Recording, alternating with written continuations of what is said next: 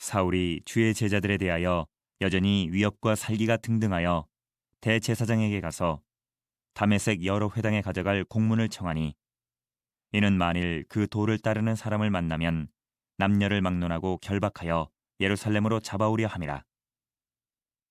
사울이 길을 가다가 다메섹에 가까이 이르더니 호련히 하늘로부터 빛이 그를 둘러 비추는지라. 땅에 엎드려져 들음에 소리가 있어 이르시되 사울아 사울아 내가 어찌하여 나를 박해하느냐 하시거늘 대답하되 주여 누구시니이까? 이르시되 나는 내가 박해하는 예수라. 너는 일어나 시내로 들어가라.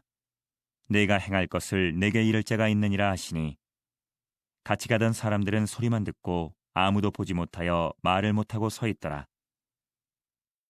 사울이 땅에서 일어나 눈은 떴으나 아무것도 보지 못하고 사람의 손에 끌려 다메섹으로 들어가서 사흘 동안 보지 못하고 먹지도 마시지도 아니하니라.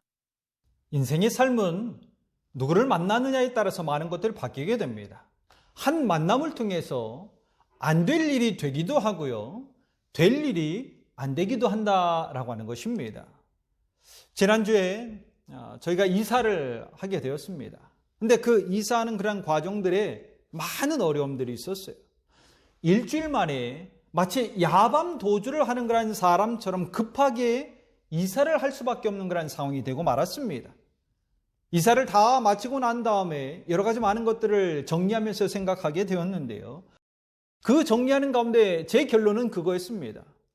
이 정도라면 이사할 수 있는 그런 상황이 아닌데, 계약이 성립할 수 있는 상황이 아닌데 어떻게 일이 진행되었을까 참 신기했습니다. 실제적으로 계약서를 작성할 때에 앞에 있는 분이 그런 이야기들을 하더라고요. 전에 있었던 분과 함께 더불어서 많은 마찰이 있었노라고, 그래서 너무나도 힘들었다라고 이렇게 이야기했습니다. 나가야 하는데 나가지 못하는 그런 상황들이 발생하게 되었고, 계약을 했는데 또 계약이 파기가 되고 계약이 취소되면서 계약금을 돌려받지 못하는 그런 상황들까지도 발생했다고 이야기합니다. 정말 되어야 할 일이었음에도 불구하고 되지 못하고 해결되지 않아서 많은 어려움들과 갈등이 있었노라라고 이렇게 이야기를 해 주었습니다. 저희 또한 마찬가지였습니다. 저희도 실제적으로 계약이 만료가 됐어요. 앞집에서 나가야 되는데 나가지 못함으로 인해서 연쇄적으로 저희까지도 그 문제에 휩싸이면서 함께 더불어서 어려움을 겪어야 했다라고 하는 겁니다. 그런데 이 모든 문제를 다 해결해 준 그런 사람이 있습니다. 누굴까요? 공인중개사였습니다. 공인중개사가 문제를 해결해 줬다. 목사님, 원래 공인중개사는 그런 문제를 해결하는 그런 사람 아닙니까? 그렇기 위해서 그 공인중개사가 필요한 것 아닙니까? 라고 말할 수 있을 것입니다. 그러나 그 상황들을 본다면, 이 공인중개사가 당했던 그런 일들을 생각한다면, 어떻게 이 일이 진행됐을까? 이것은 하나님의 인도하심으로 말미암아 은혜의 만남으로 붙여주셨기 때문에 이 모든 것들이 가능했구나, 그렇게밖에 설명할 수가 없어요. 그런 고백밖에 나오지가 않아요. 왜냐하면 이 공인중개사분은 양쪽에서 다 욕을 먹고 있는 그런 상황이었습니다. 그래서 본인도 너무나도 어려운 그런 상황이었어요. 저와 함께 더불어서 일을 하면서 제가 목사인 것을 그 공인중개사분이 알게 됐습니다. 그러는 가운데 여러 가지 많은 그런 문제가 해결되지 않으니까 잠시 저한테 편법의 형태의 모습을 가르쳐 줬습니다. 이렇게 하시면 이렇게 일이 잘 진행될 것입니다 라고 편법적인 것들을 가르쳐 줬어요. 근데 제가 편법도 불법 아닙니까? 목사로서 그렇게까지는 할 수 없습니다 라고 거절했습니다. 거절하고 났더니 이 공인중개사분이 확신을 가졌는지 너무나도 적극적으로 본인 일처럼 일을 막 처리하기 시작했어요. 경제적인 어려움이 있다라고 하는 것을 알고 있었기 때문에 그분이 본인 돈을 아예 계약금으로 지불한 다음에 계약서를 작성하는 날까지 계약금 저한테 보내주십시오 라고 하는 그 말 자체를 하지 않았습니다. 거기에 한쪽에서는 계약이 만료됐는데 왜 안 나가고 있냐? 우리 인테리어 공사해야 된다. 인테리어 공사해야 되는데 왜 안 나가고 있냐? 인테리어 공사 지금 계약이 취소되었는데 이거 배상해 줄 거냐? 어떻게 할 거냐? 계속적으로 욕을 먹고 있는 그런 상황이었고요.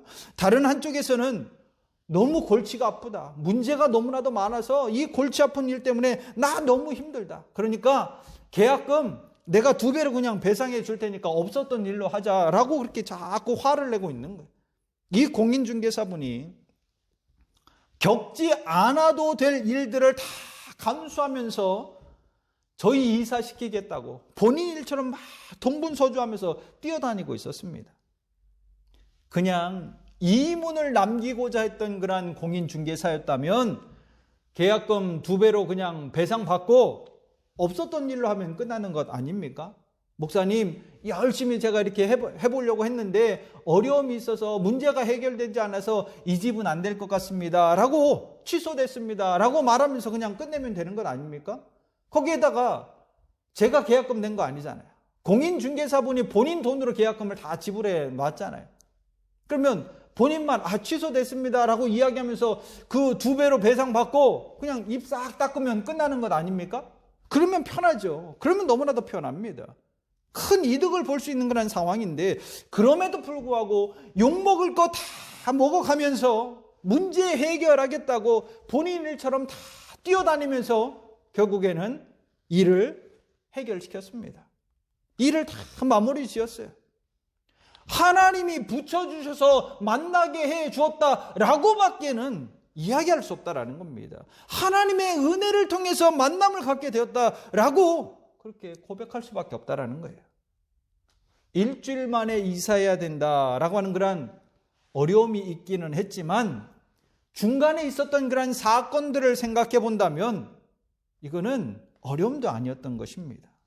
이 공인중개사분 그분이 당했던 그런 일들을 생각한다면 정말 하나님께서 이 연약한 자를 불쌍히 여겨주시사 궁일이 여겨주시사 인도하심의 모습으로 만나게 해주셨고 그 만남의 은혜를 통해서 이 모든 일들이 다 진행되었구나라고 그렇게 고백하게 되었습니다.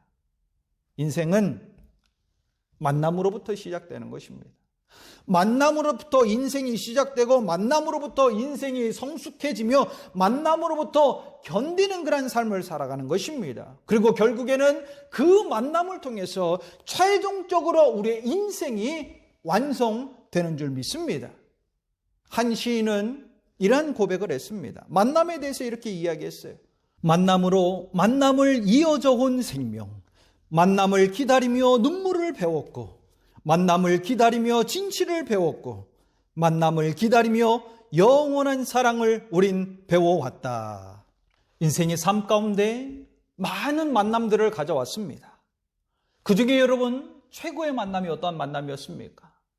최고의 만남은 예수님과의 만남입니다. 왜냐하면 예수 그리스도는 나의 길이요 진리요 생명되기 때문에 그 예수 그리스도의 만남이 나의 길이며 진리이며 생명의 만남이기 때문에 최고의 만남인 것입니다. 예수 그리스도를 만날 때 우리는 참된 자유를 누릴 수 있게 됩니다. 어떠한 일에도 흔들리지 아니한 그러한 평화의 모습을 누리며 삶을 살아갈 수 있게 되고요. 세상이 줄 수 없는 그러한 기쁨을 누리며 그리고 죽음을 넘어서 영원한 생명을 얻으며 나갈 수 있게 되는 것입니다. 빌리 그레함 목사는 이러한 이야기를 했습니다. 만약 당신이 나를 잃어버린다 해도 별로 잃어버릴 것이 없을 것입니다. 그러나 예수님을 잃어버린다면 모든 것을 잃어버리는 것입니다. 인생의 만남이 중요한 것입니다. 그냥 스쳐 지나가서 잊혀지는 그런 만남이 아니라 누군가에게 기쁨을 주고 평안을 주고 도움을 주는 그러한 만남을 가져야 합니다. 더욱이 내 인생의 길이요 진리요 생명인 예수 그리스도와의 만남을 가져야 할 줄 믿습니다. 오늘 본문에 등장하는 사울을 한번 생각해 보십시오. 이 사울은 한 만남을 통해서 전혀 상상할 수도 없는 그러한 인생의 삶을 살아가기 시작했습니다. 성경에서만 존재하는 그러한 일들일까요? 그건 아니라는 것입니다. 나도 이 사울과 같은 그런 만남을 가지며 나아갈 그때에 오늘날 이 삶의 현장 가운데서 나에게도 상상할 수 없는 그런 놀라운 일들이 일어나게 된다라고 하는 것입니다. 만남을 통해서 어떠한 만남이었을까요? 누구를 만났을까요? 오늘 사울은 어떠한 만남을 갖고 누구를 만났기에 이렇게 상상을 뛰어넘는 그러한 인생의 삶을 살아갈 수 있었는가? 그것들 함께 살펴보기를 원합니다. 첫 번째, 사울이 가졌던 그런 만남은 삶이 바뀌는 만남을 가졌습니다. 삶이 바뀌는 만남을 가졌다. 사울은 한 만남을 통해서 자신의 삶이 180도 달라졌습니다. 180도 완전히 변화되어지는 그런 만남을 가지며 나갔습니다. 오늘 본문 1절과 2절 말씀 가운데에 사울이 주의 제자들에게 대하여 여전히 위협과 살기가 등등하여 대제사장에게 가서 다메섹 여러 회당에 가져갈 공문을 정하니 이는 만일 그 도를 따르는 사람을 만나면 남녀를 막론하고 결박하여 예루살렘으로 잡아오려 함이라. 말씀의 근거로 사울의 삶을 보면 사울은 광기 어린 그런 삶을 살았던 사람입니다. 그리스도인들을 향해서 위협과 살기가 등등했다라고 이야기하고 있고 남녀를 막론하고 다 결박해서 예루살렘으로 잡아오겠다라고 이야기를 했습니다. 그리스도의 대적자이며 눈에 불을 켜고 광인처럼 그리스도인들을 미치광이처럼 그리스도인들을 잡아들이려 했다라고 하는 것입니다. 이렇게 광인이었던 사울이 한 만남을 통해서 180도 그의 삶이 바뀌게 되었습니다. 누구를 만났을까요? 어떠한 만남을 가졌을까요? 오늘 본문 4절과 5절 말씀 보십시오. 사울아 사울아 내가 어찌하여 나를 박해하느냐 하시거늘 대답하되 주여 누구시오니까 이르시되 나는 내가 박해하는 예수라. 광인처럼 그리스도인들을 잡아 죽이는 그런 사람이었는데 지금 누구를 만나요? 예수님을 만났습니다. 예수님을 만나고 있습니다. 예수님을 만나고 난 이 사울은 자신의 이름을 바꾸잖아요. 바울로 자신의 이름을 명령하면서 바꿉니다. 그리고 자기 자신을 소개하며 나아갈 때 이렇게 소개했습니다. 예수 그리스도의 종 바울은 뭐라고 고백했다고요? 예수 그리스도의 종 바울은 대적자였고 그리스도인들을 위협하며 박해했던 그러한 광인이 지금 예수님을 만나면서 나는 예수 그리스도의 종이 되었다라고 그렇게 고백하고 있습니다. 사울이 아니라 예수 그리스도의 종이 된 바울로서 나는 이 자리에 서 있다라고 그렇게 고백하고 있습니다. 어떻게 이런 일이 벌어질 수 있었을까요? 그 이유는 예수님을 만났기 때문에 그렇습니다. 그저 예수님을 만났을 뿐인데 사울의 삶은 180도 달라졌습니다. 예수님을 그냥 스쳐 지나가는 그런 만남으로 생각하지 않았기 때문에 그런 것입니다. 예수님과 만남으로 인해서 그는 믿음을 갖게 되었고 또한 구원의 은혜의 삶을 살아갈 수 있게 되었다라고 하는 것입니다. 오늘 사울은 예수 그리스도를 만나고 난 후에 갈라디아서 2장 20절 말씀 가운데 그렇게 고백했습니다. 내가 그리스도와 함께 십자가에 못 박혔나니 그런즉 이제는 내가 사는 것이 아니요 오직 내 안에 그리스도께서 사시는 것이라. 이제 내가 육체 가운데 사는 것은 나를 사랑하사 나를 위하여 자기 자신을 버리신 하나님의 아들을 믿는 믿음 안에서 사는 것이라. 사울은 예수 그리스도를 만남을 통해서 믿음의 삶을 살아가기 시작했습니다. 그리고 사울의 인생의 삶은 그야말로 복된 삶이었습니다. 하나님의 능력을 행하며 나아갔고요. 누군가에게 새 생명을 주며 나아가는 축복의 통로가 되었습니다. 인생의 만남은 이처럼 너무나도 중요한 것입니다. 두 번째, 사울은 어떤 만남을 가졌을까요? 사울은 사명을 받는 만남을 가졌습니다. 사명을 부여받는 만남을 가졌다. 예수님을 만남을 통해서 이 사울은 자신의 삶의 현장 가운데 내가 앞으로 어떻게 살아가야 될 것인가, 그 목적과 이유를 발견하게 됐습니다. 한마디로 주님으로부터 사명을 받았다라는 거예요. 예수 그리스도의 종된 그 사명을 받으면서 삶을 살아가게 됐다라는 것입니다. 만남에는 두 가지 형태가 있습니다. 첫째는 목적이 있는 만남, 즉 사명을 부여받는 만남이 있다라는 거예요. 사명을 부여받고자 하는 그런 만남, 목적이 있는 만남. 또 다른 하나의 만남은 죄를 짓는 만남입니다. 하나님을 대적하고자 하는 그런 만남, 그것이 죄를 짓는 만남이라는 것입니다. 그런데 세상에는 어떤 만남이 많을 것 같습니까? 세상에는 어떤 만남이 많을까? 목적이 있는 만남이 많을까요? 죄를 짓는 만남이 많을까요? 죄를 짓는 만남이 너무나도 많다라는 것입니다. 왜냐하면 목적이 있는 만남은 힘들어요? 안 힘들어요? 힘들어요. 너무나도 고달프고 힘들기 때문에 그 만남 자체를 갖길 싫어한다라는 것입니다. 하지만 죄를 위한 만남이라고 하는 것은 자신의 쾌락을 즐기고자 하는 그런 만남이기 때문에, 그 쾌락을 추구하고자 하는 그런 만남이기 때문에 힘들어도 자꾸 만난다라는 겁니다. 왜? 자기 쾌락을 채우기 위해서. 어떻게 보면 이 사울이라고 하는 사람은 오늘 죄를 짓기 위한 만남을 가졌던 것으로 생각이 되어집니다. 왜냐하면 오늘 본문 1, 2절 말씀을 보십시오.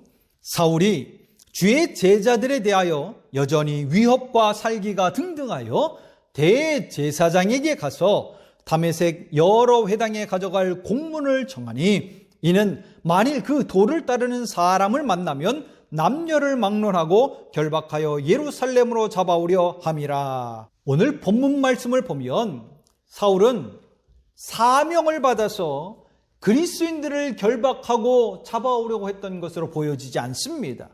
정황상으로 본다면 지금 많은 부분 일단락되어진 것들로 보여집니다. 하지만 이 사울은 정말 자신의 쾌락을 채우기 위해서 어딜 찾아가요? 본인 스스로가 대제사장들에게 찾아가서 만남을 청합니다. 그리고 공문을 요청하죠. 다메섹에 있는 여러 회당에 돌아다니면서 그리스도의 도를 쫓아다니는 그런 사람들을 다 잡아오기 위해서 그들을 결박하고 그들을 박해하고 그들을 핍박하는 것, 그 상황들 속에 사울은 쾌락을 느꼈다라는 거예요. 그것이 자신의 즐거움이었다라는 것입니다. 그러기에 본인 스스로가 대제사장에게 찾아가서 공문을 나에게 달라고 그렇게 요청했던 것입니다. 여기서 잠깐 생각하고자 하는 것은, 여러분, 예루살렘에서 다메섹까지 거리가 얼마나 될까요? 거리가 240km 정도 된다고 이야기합니다. 또한 이 다메섹이라고 하는 것은 해발 600m 고지에 있는 그런 곳이었습니다. 당시 교통수단을 생각한다면 하루 이틀 꽤 오랜 시간이 걸렸을 것입니다. 그리고 만약 다메섹에서 그 그리스도인들을 결박해서 예루살렘까지 잡아오려면 더 많은 그런 시간들이 걸렸을 것입니다. 고산지에서 또 내려와야 되고 올라가야 되고 그런 여러 가지 많은 어려움들이 있었어요. 그럼에도 불구하고 그 모든 것들을 다 감수하면서 왜 스스로가 공문을 요청하며 그 다메섹에 가려 했겠냐라고 하는 것입니다. 그 이유는 간단합니다. 죄를 짓기 위해서. 그것이 자신의 쾌락이기 때문에 그런 것입니다. 자신의 즐거움이기 때문에 그런 것입니다. 요즘도 마찬가지이지만 사명을 위한 만남은 참 어려워요. 힘들어요. 그래서 그 사명을 위한 만남은 다 손을 떼려고 합니다. 저 힘들어서 못합니다. 어려워서 못합니다. 안 됩니다. 저같이 부족한 사람은 못합니다. 다 떼요. 손을 다 떼요. 그러나 자신의 즐거움과 자신의 쾌락을 채우기 위해서는 어떻게 하죠? 가장 먼저 앞장서잖아요. 제가 먼저 가겠습니다. 죄를 짓는 일에는 제가 먼저 앞장서겠습니다. 라고 쏜살같이 뛰어나간다는 것입니다. 우리는 죄를 위한 만남이 아니라 사명을 위한 만남을 가져야 할 줄 믿습니다. 그래야만이 삶에 선한 영향력을 끼칠 수 있게 되고 나를 통해서 누군가가 윤택한 은혜의 삶을 누릴 수 있기 때문에 그런 것입니다. 부모를 한번 생각해 보십시오. 부모의 헌신으로 말미암아 우리 자녀들이 조금은 평안한 삶을 살아가는 것 아닙니까? 맞잖아요. 부모의 헌신을 통해서 자녀들이 평안한 삶을 살아가는 것입니다. 때로는 부모의 악함으로 인해서 고통당하는 그런 자녀들도 있어요. 그러나 그 사람들은 사명을 부여받지 못해서 그런 것입니다. 하나님으로부터 사명을 부여받지 못해서. 하지만 우리 믿음의 사람들은 하나님으로부터 부여받은 부모의 사명이 있기 때문에 자녀를 위해서 희생하고 헌신하면서 하나님으로부터 부여받은 그 사명을 온전히 감당하는 것입니다. 죄의 만남이 아니라 우리는 사명의 만남을 가져야 돼요. 사울은 오늘 그 사명의 만남을 가졌던 것입니다. 죄의 만남을 통해서 자신의 쾌락을 추구했던 그러한 사울이 예수님과 만남을 통해서 사명을 부여받으며 나갔어요. 그 사명을 부여받고 그 사명의 삶을 살아가면서 이 사울이 뭐라고 고백했습니까? 사도행전 20장 24절 말씀 가운데 이렇게 고백하고 있습니다. 내가 달려갈 길과 주 예수께 받은 사명 곧 하나님의 은혜의 복음을 증언하는 일을 마치려 하면은 나의 생명조차 조금도 귀한 것으로 여기지 아니하노라. 사울이 변화된 것을 한번 보십시오. 예수님을 만나고 예수 그리스도의 종이었다라고 이렇게 고백을 하고 있습니다. 자신의 이름을 버려가면서 바울이라고 명령하며 나갔습니다. 거기에 예수 그리스도께 받은 이 사명을 감당하기 위해서는 나의 생명조차도 귀한 것으로 여기지 아니하겠다라고 그렇게 고백을 했습니다. 그리스도를 박해하던 자 아니었습니까? 살기가 등등하고 위협을 강하면서 그리스도인들을 잡아 끌어오는 그런 사람이 아니었습니까? 어떻게 이러한 사람이 변화되어 수 있었을까요? 그것은 주님을 만남을 통해서 예수님을 만남을 통해서 사명을 부여받았기 때문에 그런 것입니다. 사명을 부여받는 만남을 가졌기 때문에 그런 것입니다. 바울은 자신의 모든 것이 다 하나님의 은혜였다라고 이렇게 고백을 했습니다.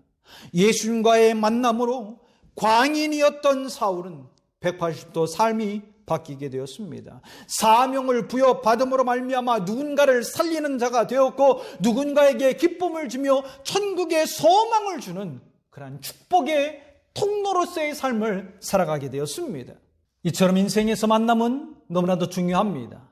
오늘 예수님과 만남을 통해 나의 삶이 바뀌고 주님으로부터 사명을 부여받아 새 생명을 전해주고 그리스도의 향기를 바라며 그 가운데 만남의 축복의 통로가 될 수 있기를 간절히 축원합니다. 그로 인해서 구원의 기쁨과 천국의 소망으로 삶의 승리를 이루며 나아갈 수 있는 거룩한 성도가 되기를 간절히 축원합니다.